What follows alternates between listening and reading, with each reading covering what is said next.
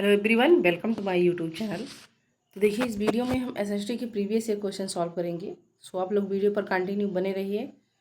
तो चलिए देखिएगा, इसमें 111 नंबर क्वेश्चन देखिए कि राजपूत पेंटिंग के लेखक कौन है। तो देखिए, पहला वाला ऑप्शन दिया गया है कि आनंद के कुमार स्वामी। उसके बाद ऑप्शन नंबर बी है कि राय कृष्णदास। सी वाला ऑप्शन देखिएगा डॉक्टर मूर्ति चंद्र। उसके बाद ऑप्शन नंबर डी है WG आचार्य। तो देखिए, राजपूत पेंटिंग के लेखक का नाम पूछा गया है, तो इसका राइट आंसर हो जाएगा आनंद कुमार स्वामी। आनंद कुमार स्वामी जो है इसका सही उत्तर हो जाएगा। So option number A is right answer.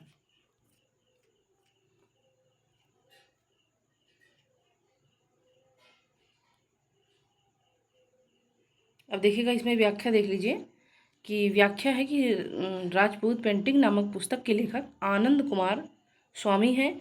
इसे राजस्थानी चित्रकला भी कहा जाता है। इस पेंटिंग को तो राजस्थानी चित्रकला भी कहा जाता है।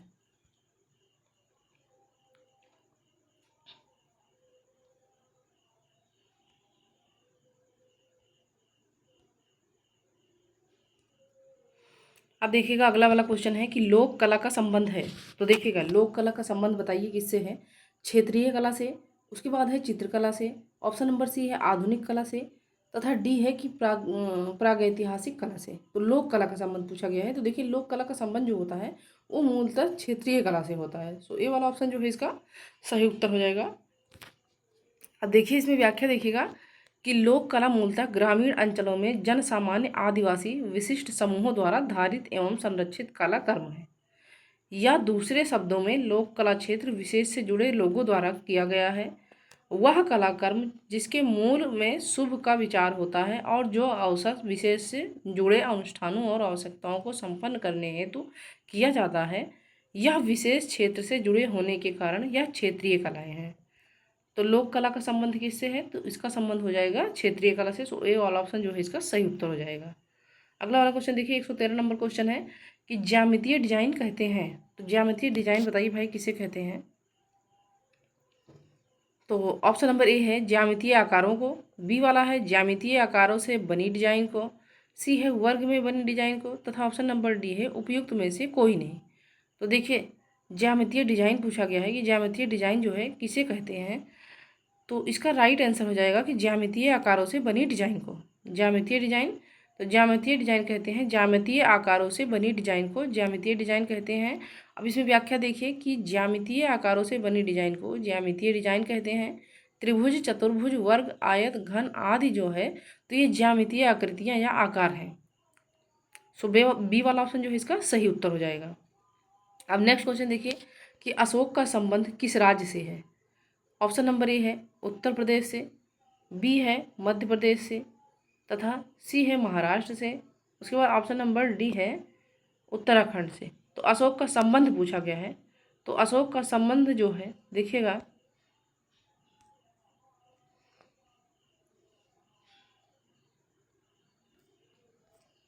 एक 114 नंबर क्वेश्चन है। तो अशोक का संबंध जो है उत्तराखंड से है। देखिए, उत्तराखंड में शुभ अवसरों पर बनाई जाने वाली रंगोली चित्रकला को अशोक कहते हैं और मुख्यतः यह कुमाऊं की स्थानीय चित्रकला शैली है। अशोक का अर्थ होता है लिपना। तो अशोक का संबंध जो है उत्तराखंड से है। सो राइट आंसर इसका हो जाएगा ऑप्शन नंबर डी। अब चलिए देखिएगा, अगला वाला क्वेश्चन है। नेक्स्ट नंबर क्वेश्चन देखिए कि हिंदुस्तानी संगीत में श्रुतियों की कुल कितनी संख्या मानी जाती है। बताइए कि हिंदुस्तानी संगीत में श्रुतियों की संख्या पूछा गया है कि कुल कितनी मानी जाती है। तो ऑप्शन नंबर ए है 22, बी है 13, सी है 12, तथा डी है 9। तो देखिएगा कि श्रुतियों की संख्या पूछी गई है कि हिंदुस्तानी संगीत में श्रुतियों की कुल कितनी संख्या मानी जा गई है। तो राइट आंसर इसका हो जाएगा 22। देखिए कि संगीत के मूलभूत तत्व तो कौन कौन से हैं। नाद, श्रुति, स्वर, ग्राम, थाट, राग, वर्ण, अलंकार, लय तथा ताल। कितने हैं संगीत के, तो संगीत के मूलभूत तत्व देख लीजिएगा कौन कौन से हैं। नाद, श्रुति, स्वर, ग्राम, थाट, राग, वर्ण, अलंकार, लय तथा ताल है। और उसके बाद है कि श्रुति वह ध्वनि या नाद है जो गीत में प्रयुक्त की जा सके तथा एक दूसरे से अलग व स्पष्ट सुनी जा सके। हिंदुस्तानी संगीत में श्रुतियों की कुल संख्या 22 मानी गई है।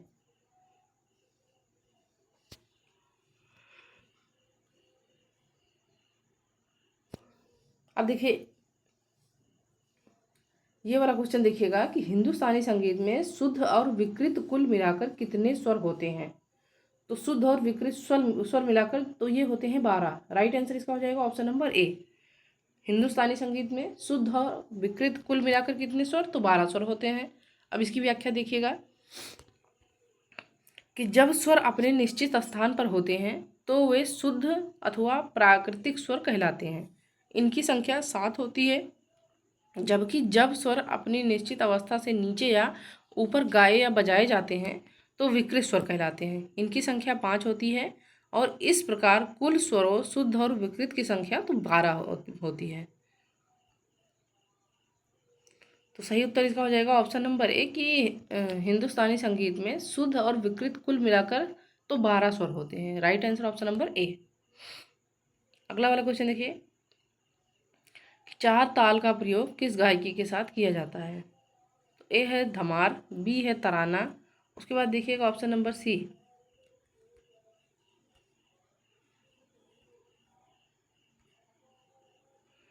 सी वाला ऑप्शन है ध्रुपद तथा डी है ख्याल। तो चार ताल का प्रयोग पूछा गया है कि चार ताल का प्रयोग तो ध्रुपद गायन के साथ किया जाता है। राइट आंसर इसका हो जाएगा ऑप्शन नंबर सी। देखिए चार ताल का प्रयोग ध्रुपद गायन के साथ किया जाता है और ध्रुपद एक गंभीर प्रकृति का गीत है जिसे गाते समय कंठ और फेफड़ों का बल पड़ता है। इस गायन शैली में भक्ति रस, वीर, शांत रस तथा श्रृंगार रस की प्रधानता रहती है। ऐसा माना गया है कि ध्रुपद गायन शैली का आविष्कार राजा मान सिंह ने किया था। तो राइट आंसर इसका हो जाएगा ऑप्शन नंबर सी कि चार ताल का प्रयोग, तो चार ताल का प्रयोग होता है ध्रुपद गायन शैली में।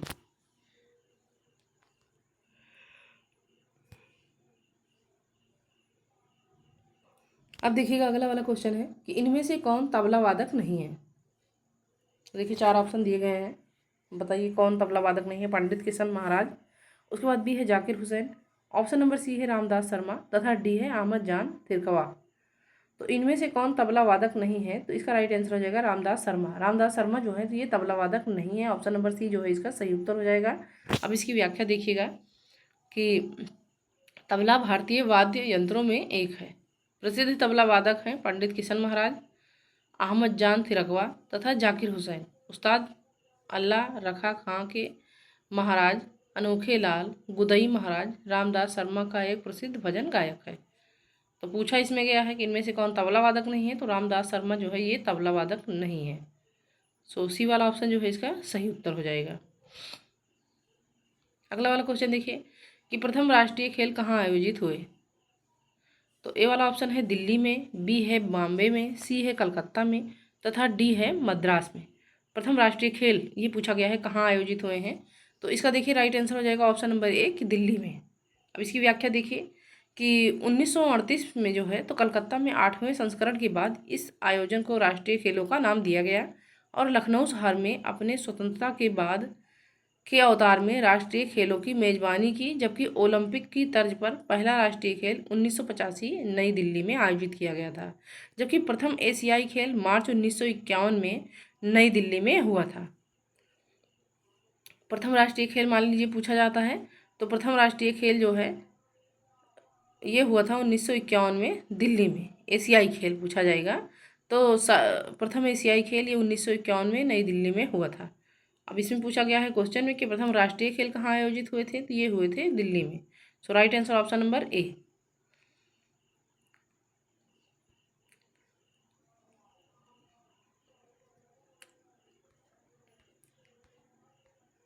अगला वाला क्वेश्चन देखिए, आज भारत को गीता की नहीं बल्कि फुटबॉल के मैदान की आवश्यकता है, यह किस विचारक ने प्रस्तुत किया है। तो देखिए भाई ऑप्शन नंबर ए है राधा कृष्णन ने, बी है स्वामी विवेकानंद ने, सी है कि प्लेटो ने तथा डी है रूसो ने। तो देखिए आज भारत को गीता की नहीं बल्कि फुटबॉल के मैदान की आवश्यकता है और यह जो है प्रस्तुत किया है ऑप्शन नंबर बी इसका सही उत्तर हो जाएगी स्वामी विवेकानंद जी ने। स्वामी विवेकानंद जी ने कहा है कि आज भारत को गीता की नहीं बल्कि फुटबॉल के मैदान की आवश्यकता है और यह विचार स्वामी विवेकानंद ने प्रस्तुत किया था। और ध्यान रखें कि स्वामी विवेकानंद ने ही रामकृष्ण मिशन की स्थापना की थी। मान लीजिए पूछा जाता है क्वेश्चन में कि रामकृष्ण मिशन की स्थापना किसने किया था, तो इसे किया था स्वामी विवेकानंद ने। जिसके कलकत्ता के बेलूर और अल्मोड़ा के मायावती नामक स्थानों पर मुख्यालय खोले गए, और सुभाष चंद्र बोस ने इन्हें आधुनिक राष्ट्रीय आंदोलन का आध्यात्मिक पिता कहा है। मान लीजिए पूछा जाता है क्वेश्चन में कि आधुनिक राष्ट्रीय आंदोलन का आध्यात्मिक पिता कौन है, तो इसका सही उत्तर हो जाएगा स्वामी विवेकानंद। अगला वाला क्वेश्चन देखिए, क्वेश्चन नंबर 121 है, खेल दिवस कब मनाया जाता है? तो ऑप्शन नंबर ए है 25 अगस्त को, बी है 29 अगस्त को, सी है 30 अगस्त को, तथा डी है 31 अगस्त को। तो देखिए इसका सही उत्तर हो जाएगा ऑप्शन नंबर बी 29 अगस्त को। खेल दिवस जो है तो 29 अगस्त को मनाया जाता है। अब देखिए राष्ट्रीय खेल दिवस हॉकी के महान खिलाड़ी मेजर ध्यानचंद की जयंती के अवसर पर 29 अगस्त को राष्ट्रीय प्रत्येक वर्ष मनाया जाता है। खेल दिवस 2012 से राष्ट्रीय खेल दिवस मनाने की शुरुआत हुई। अगला वाला क्वेश्चन है कि योग के संबंध में प्रमुख ग्रंथ योग दर्शन के लेखक कौन है? तो देखिए पहला वाला ऑप्शन दिया गया है कि महर्षि भारत,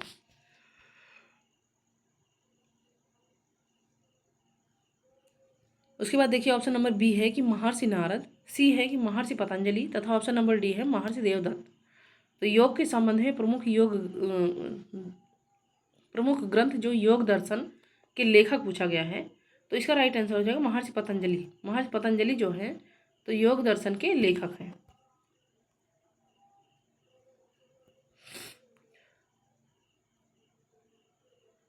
अब देखिएगा इसमें कि योग के संबंध में प्रमुख ग्रंथ योग दर्शन के लेखक महर्षि पतंजलि हैं, और यह सांख्य दर्शन के पूरक दर्शन कहलाता है। या क्या कहलाता है? तो सांख्य दर्शन का पूरक दर्शन कहलाता है। अगला वाला क्वेश्चन देखिए कि जीन नामक प्रोटीन किस फसल से संबंधित है? तो जीन नामक प्रोटीन पूछा गया है कि ये किस फसल से संबंधित है। ऑप्शन नंबर ए है धान से, बी है सोयाबीन से, सी है मक्का से, तथा ऑप्शन नंबर डी है जई से। तो देखिए भाई कि जीन नामक प्रोटीन किस फसल से संबंधित है, तो इसका राइट आंसर हो जाएगा मक्का से। देखिएगा इसमें व्याख्या है कि मक्का में जीन नामक प्रोटीन पाया जाता है, और मक्का खरीफ, रबी और जायद अर्थात 3 ऋतुओं की फसल है। धान फसलों के मुकाबले में इसमें स्टार्च की मात्रा सर्वाधिक पाई जाती है। तो जीन नामक प्रोटीन पूछा जाए तो ये राइट आंसर हो जाएगा मक्का में। अगला वाला क्वेश्चन देखिए, गाय की कौन सी नस्ल दुग्धाजी उद्देश्य की है? अब दुग्धाजी उद्देश्य की जो है सबसे ज़्यादा जो है दूध कौन सी गाय देती है? तो देखिए इसमें गिर गाय या जर्सी गाय या सिंधी गाय या थार पारकर गाय। तो सब देखिए दुग्धाजी नस्ल की जो गाय होगी वो होगी थार पारकर, यानी डी वाला इसका जो है सही उत्तर हो जाएगा। अब देखिए देश में गायों की मान्यता प्राप्त 27 नस्लें हैं। देश में जो है गायों की कितनी नस्लें हैं मान्यता प्राप्त? तो 27 नस्लें हैं। और उपयोग के आधार पर गायों को दुग्धास, भारवाही और द्विकाजी 3 वर्गों में बांटा गया है। गायों की नस्लें जो कार्यशील बैल और दूध उत्पादन दोनों के लिए पाली जाती हैं तो वे द्विकाजी कहलाती हैं। इसके उदाहरण हैं थार पारकर जो कि हरियाणा, मेवाती, राही, अंगोल आदि। यह मुख्यतः राजस्थान और गुजरात में पाई जाती है मुख्य रूप से जो है। तो ये नस्ल थार पारकर तो ये पाई जाती है राजस्थान और गुजरात में। अगला वाला क्वेश्चन देखिए कि भारत के कुल कितने कृषि जलवायु क्षेत्रों में बांधा गया है? तो पहला वाला ऑप्शन है 9, उसके बाद 12, अगला वाला ऑप्शन देखिएगा 15 या 22।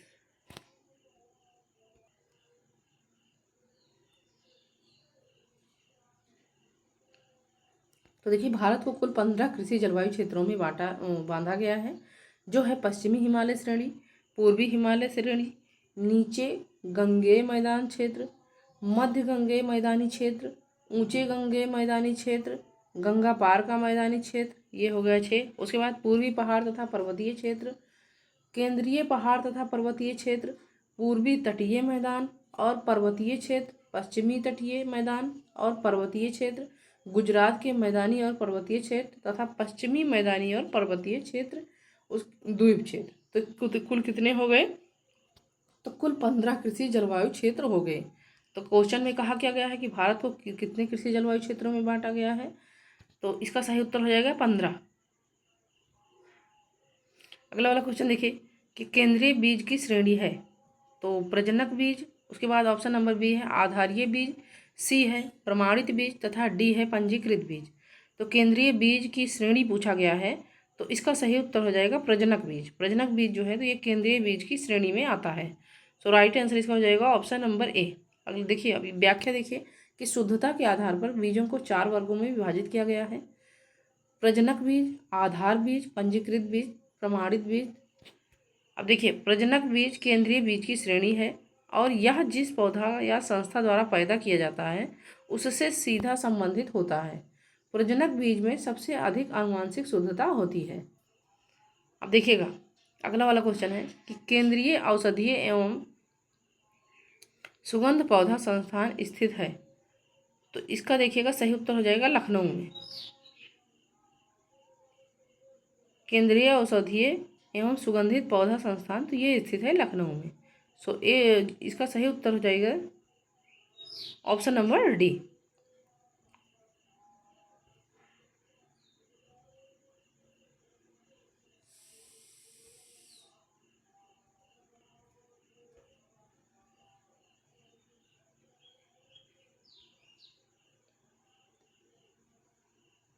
देखिए, ये वाला क्वेश्चन हो गया। उसके बाद अगला वाला क्वेश्चन देखिएगा।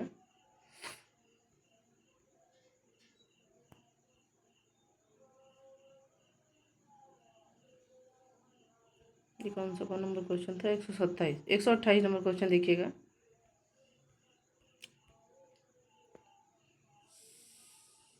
एक 128 नंबर क्वेश्चन ये है कि माम लड्डे बनाने के लिए सर्वाधिक उपयुक्त फल है। तो माम लड्डे बनाने के लिए सर्वाधिक उपयुक्त फल का नाम पूछा गया है। तो पहला वाला ऑप्शन है केला, जामुन, माल्टा या बेल।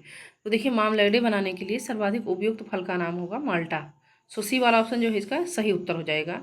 अब इसमें व्याख्या देखिएगा कि माम लड्डे जो है तो ये निम्ब वंशीय फलों जैसे माल्टा, ऑरेंज, नींबू आदि जिसमें पेक्टिन और एसिड होता है का निर्मल जलीय रस या गूदे को शक्कर के साथ एक निश्चित अवधि तक उबालकर तथा संतरा या माल्टा के छोटे और पतले तैयार किए गए छिलके मिलाकर तैयार किए जाने वाला पदार्थ है जो ठंडा होने पर अर्ध ठोस की अवस्था हो जाता है।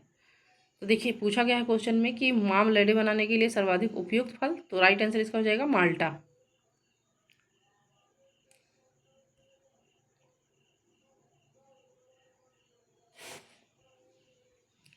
अब अगला वाला क्वेश्चन देखिए। नेक्स्ट नंबर क्वेश्चन ये है कि केंद्रीय खाद्य प्रौद्योगिकी अनुसंधान संस्थान स्थित है। तो केंद्रीय खाद्य प्रौद्योगिकी अनुसंधान संस्थान पूछा गया है कि ये कहाँ स्थित है। तो ऑप्शन नंबर ए है नई दिल्ली में, बी है इलाहाबाद में, उसके बाद सी है मैसूर में तथा डी है लखनऊ में। तो देखिए, इसका सही उत्तर हो जाएगा ऑप्शन नंबर सी मैसूर में। अब इसका देखिए कि केंद्रीय खाद्य प्रौद्योगिकी संस्थान ये स्थित है मैसूर में। सेकंड नंबर है कि भारतीय मौसम विज्ञान संस्थान, तो ये स्थित है नई दिल्ली में। 3 वाला है कि औद्योगिक विश्वविज्ञान अनुसंधान, ये स्थित है लखनऊ में। 4th है कि औद्योगिक विश्वविज्ञान अनुसंधान केंद्र, तो ये स्थित है लखनऊ में। अब देखिएगा, अगला वाला क्वेश्चन है 130 नंबर क्वेश्चन है कि जेली बनाने में किस परिरक्षक का प्रयोग होता है। जेली बनाने में पूछा गया है। तो देखिए, ऑप्शन नंबर ए है शर्करा का, बी है पेक्टिन का, सी है सल्फाइड का तथा डी है सल्फर डाइऑक्साइड का। तो जेली बनाने में जो है तो शर्करा का जो है उपयोग होता है, यानी शर्करा परिरक्षक का प्रयोग किया जाता है। अब देखिएगा कि जेली पेक्टिन और एसिड युक्त फलों के निर्मित जलीय रस को परिरक्षक शर्करा के साथ एक निश्चित अवधि तक उबालकर तैयार किया जाने वाला पदार्थ है जो ठंडा होने पर अर्धठोस की अवस्था में हो जाता है। और इस पदार्थ में न्यूनतम कुल विलेय ठोस जो होते हैं तो 35 क्यूब होते हैं। अब नेक्स्ट वाला क्वेश्चन देखिए, केसर प्राप्त किया जाता है। तो केसर जो है ये प्राप्त किया जाता है पुष्पवर्तिकाग्र से, यानी पुष्प का जो ऊपरी हिस्सा होता है पुष्पवर्तिकाग्र, वहीं से केसर प्राप्त किया जाता है। अब देखिएगा इसमें कि केसर जो है तो पुष्पवर्तिकाग्र से प्राप्त किया जाता है। केसर इरिडेसी कुल का पौधा है। केसर जो है तो किस कुल का पौधा है? तो ये इरिडेसी कुल का पौधा है। इसका मूल स्थान है दक्षिण यूरोप। भारत में यह केवल जम्मू कश्मीर के क्षेत्रों में पैदा किया जाता है। अगला वाला क्वेश्चन है कि मानव शरीर में कुल कितनी पसलियाँ होती हैं। तो मानव शरीर में देखिएगा 24 पसलियाँ होती हैं। देखिए ऑप्शन नंबर ए है 22, 26, 24 या 28। तो देखिए मानव शरीर में कुल पसलियों की संख्या जो होती है तो 24। देखिए इसमें कि मानव शरीर में कुल 12 जोड़ी अर्थात 24 पसलियाँ होती हैं। पसलियों को आपस में जोड़ने वाली अस्थि तो ये कहलाती है स्टर्न, और यह वक्ष के बीचों बीच स्थित होती है। अगला क्वेश्चन देखिएगा। नेक्स्ट नंबर क्वेश्चन ये है, टीसीबी का टीका किस रोग से बचाव करता है? तो बताइए भाई कि टीसीबी का टीका जो होता है वो किस रोग से बचाव करता है? तो ए वाला ऑप्शन है तपेदिक, बी है डिप्थीरिया, सी है मियादी बुखार तथा डी है काली खांसी। तो टीसीबी का टीका पूछा गया है किस रोग से बचाव करता है, तो इसका सही उत्तर हो जाएगा मियादी बुखार। अब इसमें व्याख्या देख लीजिएगा कि मियादी बुखार सैल्मोनेला टाइफोस नामक जीवाणु से होता है और यह रोग पानी की गंदगी से फैलता है। इसे मोतीझरा और आंत बुखार के नाम से भी जाना जाता है तथा इस रोग से बचाव के लिए शिशुओं को टीएबी का टीका लगवाना चाहिए। अब देखिए अगला वाला क्वेश्चन है कि अंतर्राष्ट्रीय योग दिवस किस दिन मनाया जाता है? पहला वाला ऑप्शन है 21 जून को, बी है 20 जून को, सी है 25 जून को तथा डी है 28 जून को। तो अंतर्राष्ट्रीय योग दिवस जो है ये 11 दिसंबर 2014 को संयुक्त राष्ट्र महासभा ने 21 जून को प्रतिवर्ष अंतर्राष्ट्रीय योग दिवस मनाने की घोषणा की थी। और ध्यान रहे कि 21 जून को विश्व संगीत दिवस भी मनाया जाता है। मान लीजिए क्वेश्चन में पूछा गया कि विश्व संगीत दिवस कब मनाया जाता है, तो ये भी 21 जून को ही मनाया जाता है। अगला वाला क्वेश्चन है कि किन वस्त्रों में गोल्ड का कलफ का उपयोग होता है? तो देखिएगा इसमें पहला है ऊनी वस्त्र में, बी है सूती वस्त्र में, सी है रेशमी वस्त्र में तथा डी है नायलॉन वस्त्र में। तो क्वेश्चन में कहा गया है कि किन वस्त्रों में गोल्ड का कलफ का उपयोग होता है, तो राइट आंसर इसका हो जाएगा रेशमी वस्त्र में। देखिएगा इसमें कि रेशमी वस्त्रों में गोल्ड का कलफ का प्रयोग किया जाता है तथा ध्यान रहे कि विश्व में भौगोलिक दृष्टि से एशिया में रेशम का सर्वाधिक उत्पादन किया जाता है।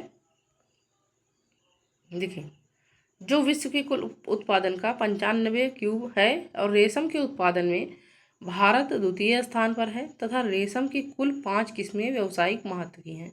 रेशम की कुल कितने किस्में व्यावसायिक महत्व की हैं, तो 5। सेहत, ओक, टसर एवं उष्णकटिबंधीय टसर तथा मूंगा इरी, ये 5 किस्में जो है, तो ये 5 किस्में रेशम की व्यावसायिक महत्व की हैं। अब देखिएगा अगला वाला क्वेश्चन है,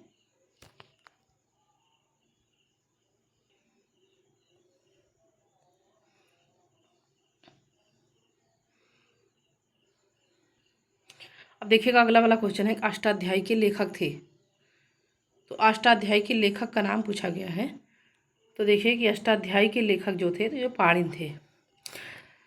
3 और ऑप्शन में नाम दिए गए हैं, वेदव्यास, पाणिन, शुक्रदेव, वाल्मीकि। तो देखिए अष्टाध्यायी के लेखक हैं पाणिन। अब देखिएगा इसमें कि अष्टाध्यायी जो है तो ये पाणिन के द्वारा लिखा गया है। महाभारत, तो महाभारत वेदव्यास जी ने लिखा है।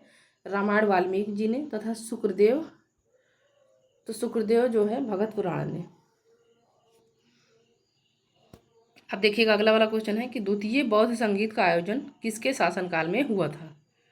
द्वितीय बौद्ध संगीत का आयोजन पूछा गया है कि ये किसके शासनकाल में हुआ था। तो पहला वाला ऑप्शन है उदय भद्र के, उसके बाद ऑप्शन नंबर है महापद्म नंद के, सी है शिशुनाग के तथा डी है कालाशोक के। तो देखिएगा कि द्वितीय बौद्ध संगीत का आयोजन पूछा गया है कि किसके शासनकाल में हुआ था, तो इसका राइट आंसर हो जाएगा ऑप्शन नंबर डी, कालाशोक के।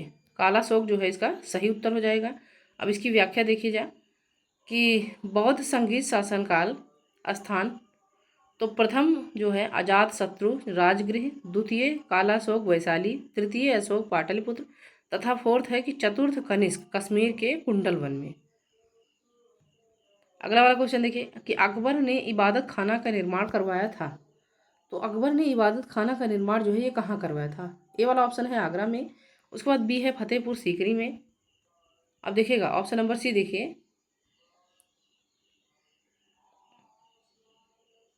दिल्ली में या फिर सिकंदराबाद में। तो देखिए अकबर ने जो है इबादत खाना का निर्माण तो इन्होंने इसको करवाया था फतेहपुर सीकरी में। सो जो इसका सही उत्तर हो जाएगा बी वाला ऑप्शन। अब इसमें व्याख्या देखिएगा कि अकबर ने दार्शनिक और धर्मशास्त्रीय विषयों पर वाद विवाद के लिए अपनी राजधानी फतेहपुर सीकरी में एक इबादत खाना की स्थापना करवाई थी और अकबर प्रारंभ में इबादत खाने में केवल इस्लाम धर्मोपदेशों को ही आमंत्रित करता था, किंतु बाद में उसने सभी धर्मों के विद्वानों को आमंत्रित किया और उसे धर्म संसद बना दिया। अकबर कालीन अन्य इमारतें हैं जैसे कि हुमायूं का मकबरा जो कि दिल्ली में स्थित है, आगरा का किला, जहांगीरी महल, फतेहपुर सीकरी, पंचमहल, हवा महल, यानी पंचमहल को ही हवा महल कहा जाता है, जहांगीरी महल को तो फतेहपुर सीकरी, ये जहांगीरी महल ये फतेहपुर सीकरी में स्थित है। अब देखिए अगला वाला क्वेश्चन है कि आर्य समाज की स्थापना हुई थी। तो आर्य समाज की स्थापना ऑप्शन फर्स्ट है 1865 में, सेकंड है 1870 में, उसके बाद थर्ड है 1875 में, तथा ऑप्शन नंबर डी है 1880 में। तो आर्य समाज की स्थापना पूछा गया है कि आर्य समाज की स्थापना जो है तो ये कब हुई थी। तो देखिए इसका सही उत्तर हो जाएगा ऑप्शन नंबर सी कि आर्य समाज की स्थापना तो ये हुई थी 1875 में। तो सी वाला ऑप्शन जो है इसका सही उत्तर हो जाएगा। अब इसमें व्याख्या देखिएगा कि 10 अप्रैल 1875 में स्वामी दयानंद सरस्वती ने बम्बई में आर्य समाज की स्थापना की और 1877 में आर्य समाज का मुख्यालय लाहौर में स्थापित किया गया। कहाँ स्थापित किया गया? तो इसका मुख्यालय जो है लाहौर में स्थापित किया गया और इनके गुरु दंडी स्वामी पूर्णानंद ने इनका नाम दयानंद सरस्वती, जो कि इनके बचपन का नाम मूल शंकर रखा। बचपन का नाम क्या था? तो बचपन का नाम जो था मूल शंकर, बाद में इनका नाम दयानंद सरस्वती। और देखिएगा इन्हें वेदों की ओर लौटो का नारा दिया। इन्होंने ही जो है स्वामी दयानंद सरस्वती ने ही कौन सा नारा दिया? तो वेदों की ओर लौटो का नारा दिया तथा वेदों को भारत का आधार स्तंभ बताया। स्वामी दयानंद द्वारा लिखी गई जो है महत्वपूर्ण कृतियां हैं सत्यार्थ प्रकाश, पाखंड खंडनी, पत्रिका, वेद भाष्य, भूमिका इत्यादि। ये सारी जो कृतियां लिखी गई है तो स्वामी दयानंद सरस्वती जो द्वारा लिखी गई हैं। तो क्वेश्चन में कहा गया है आर्य समाज की स्थापना कब हुई थी? तो आर्य समाज की स्थापना 10 अप्रैल 1875 में स्वामी दयानंद सरस्वती ने किया था। राइट आंसर इसका हो जाएगा ऑप्शन नंबर सी। मान लीजिए जो है पूछा जाए क्वेश्चन में कि किसके द्वारा किया गया था, तो स्वामी दयानंद सरस्वती के द्वारा किया गया था। कब किया गया था? 10 अप्रैल 1875 में। इसका मुख्यालय कहाँ स्थित है? तो इसका मुख्यालय स्थित है लाहौर में। मान लीजिए इसके पूछा जाए कि इसके मुख्यालय की स्थापना तो 1877 में। अब देखिएगा अगला वाला क्वेश्चन है कि इनमें से कौन काकोरी कांड से संबंधित नहीं है? तो काकोरी कांड से संबंधित पूछा गया है, कौन नहीं है? तो उसके देखिए ऑप्शन नंबर ए है राजेंद्र प्रसाद बिस्मिल, राम प्रसाद बिस्मिल, बी है राजेंद्र लावड़ी, सी है अशफाकुल्ला खां, उसके बाद डी है सूर्यसेन। तो काकोरी कांड से संबंधित कौन जो है तो नहीं है?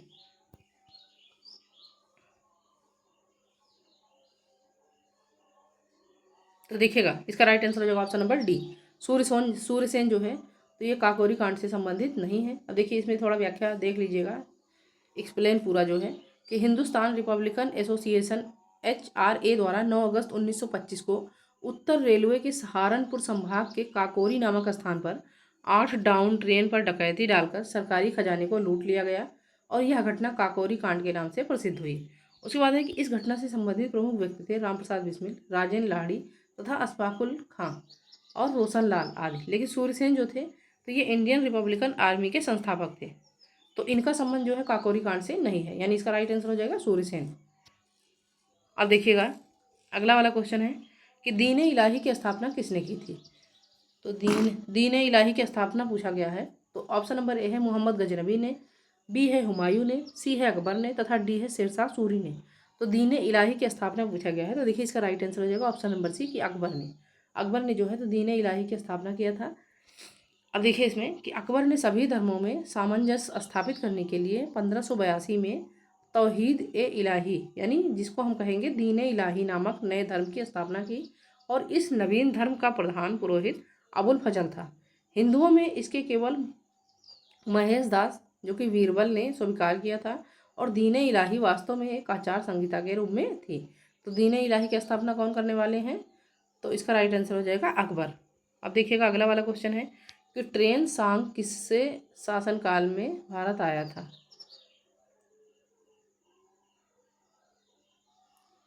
तो देखिए इसका पहला वाला ऑप्शन है कि समुद्रगुप्त के, उसके बाद बी है चंद्रगुप्त विक्रमादित्य के, सी है हर्षवर्धन के या फिर डी है स्कंदगुप्त। तो देखिए इसका राइट आंसर हो जाएगा हुएन देखिएगा टाइपिंग मिस्टेक है इसमें। हुएन जो है हुएन पूछा गया है कि किसके शासनकाल में भारत आया था? तो हर्षवर्धन के शासनकाल में हुएन भारत आया था। अब देखिएगा इसमें कि हर्षवर्धन के शासनकाल में चीनी यात्री ह्वेनसांग भारत आया था और वह नालंदा के बौद्ध विश्वविद्यालय में पढ़ने के लिए और भारत से बौद्ध ग्रंथ बटोर कर ले जाने के लिए आया था।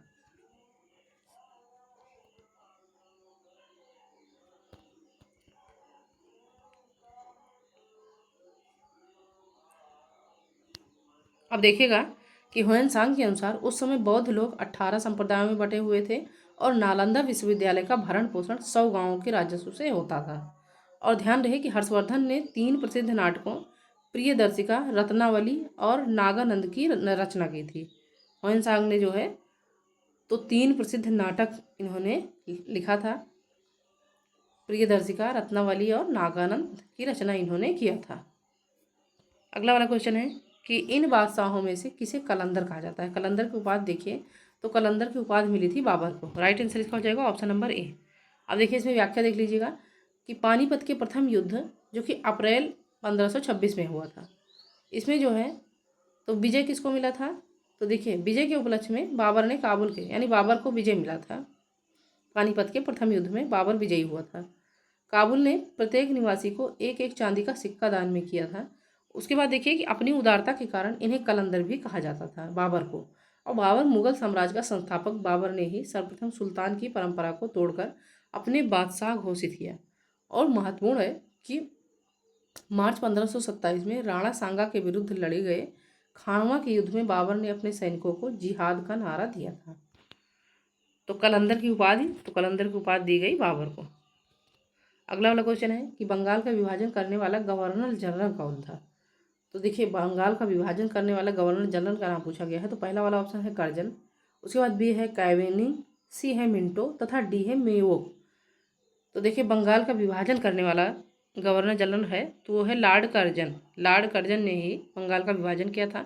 अब देखिएगा इसमें कि बंगाल का विभाजन करने वाला गवर्नर जनरल लॉर्ड कर्जन था। 20 जुलाई 1905 को बंगाल विभाजन की घोषणा हुई और 16 अक्टूबर 1905 को बंगाल विभाजन योजना प्रभावी हुई तथा इस विरोध में 7 अगस्त 1905 को कलकत्ता के टाउन हॉल में स्वदेशी आंदोलन की घोषणा की गई और बहिष्कार प्रस्ताव पारित हुआ। इसके अतिरिक्त 16 अक्टूबर 1905 को समूचे बंगाल में शोक दिवस के रूप में मनाया गया और गोपाल कृष्ण गोखले ने बंगाल विभाजन पर कहा कि यह एक निर्मम भूल है। अगला वाला क्वेश्चन है कि कुंवर सिंह किस राज्य के जमींदार थे। तो ए है बैरकपुर के, बी है जगदीशपुर के, सी है अवध तथा डी है बिहार के। तो कुंवर सिंह पूछा गया है कि किस राज्य के जमींदार थे। तो देखिए इसका राइट आंसर हो जाएगा ऑप्शन नंबर बी जगदीशपुर के। अब देखिए इसकी व्याख्या देख लीजिएगा कि कुंवर सिंह जो थे तो ये जगदीशपुर यानी जो बिहार में पड़ता है के जमींदार थे और इन्होंने 1857 के विद्रोह में भाग लिया। इन्हें आदम में साहस, वीरता जैसे गुणों के कारण बिहार का सिंह कहा गया तथा अंग्रेजों से युद्ध करते समय जख्मी होने के कारण 26 अप्रैल 1858 को इनकी मृत्यु हो गई। किनकी मृत्यु। तो कुंवर सिंह की मृत्यु कब हुई। तो 26 अप्रैल 1858 को अंग्रेजों के जो है विरुद्ध युद्ध करते समय। अब देखिए अगला वाला क्वेश्चन है 146 नंबर क्वेश्चन कि निम्नलिखित में से कौन सी शिक्षण सहायक सामग्री महाद्वीपों के अनुपातिक क्षेत्र और आकार को दर्शाने में सर्वाधिक उपयुक्त होगा। तो पहला है कि विश्व का राजनीतिक मानचित्र, बी है विश्व का प्राकृतिक मानचित्र या ग्लोब या फिर उपयुक्त में से कोई नहीं। तो पूछा गया है कि महाद्वीपों को जो है महाद्वीपों के अनुपातिक और क्षेत्र और आकार को दर्शाने के लिए जो सबसे उपयुक्त मानचित्र तो कौन सी होगी। तो देखिए इसका सही उत्तर हो जाएगा ग्लोब।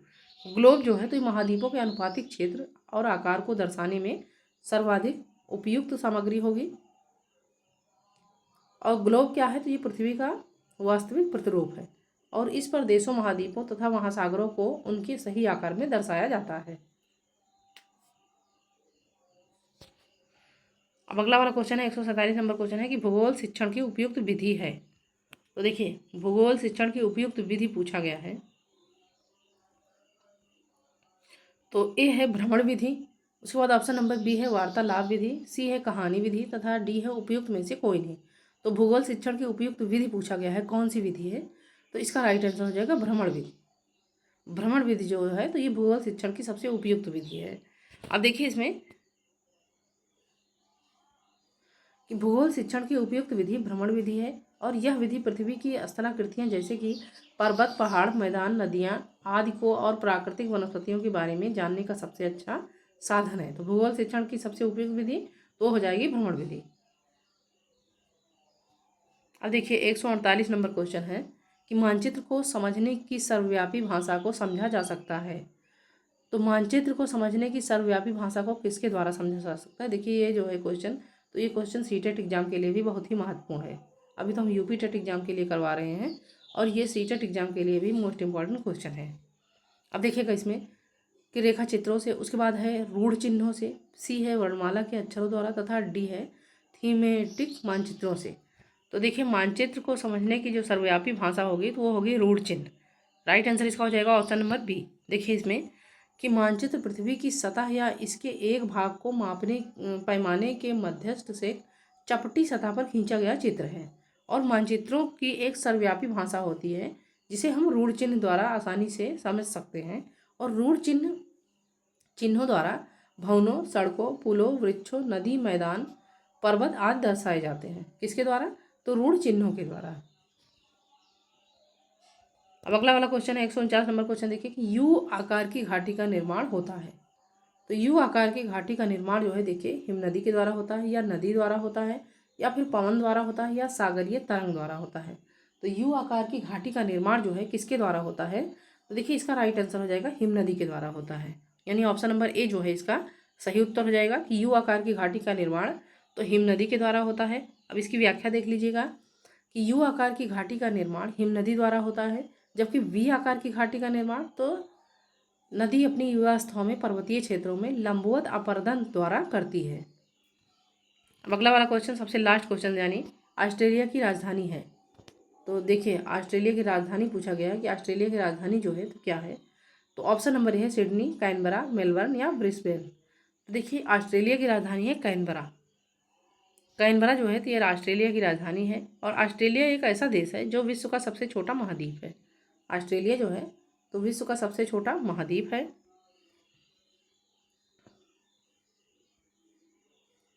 यहाँ का सर्वाधिक प्राचीन तथा वृद्ध शहर सिडनी है। ऑस्ट्रेलिया की खोज सर्वप्रथम 1770 में जेम्स कुक ने की थी। किसने किया था? तो जेम्स कुक ने। उसके बाद ऑस्ट्रेलिया के मूल निवासियों को एबोजिन्स कहते हैं। ऑस्ट्रेलिया के मूल निवासियों को क्या कहते हैं? तो एबोजिन्स कहते हैं। तो ये रहे सारे एसएसटी के क्वेश्चन जो कि यूपी टेट एग्जाम के लिए मोस्ट इंपॉर्टेंट होने वाले हैं। अगर आपको वीडियो हेल्पफुल लगेगा तो चैनल को जरूर सब्सक्राइब करिएगा। Thank you.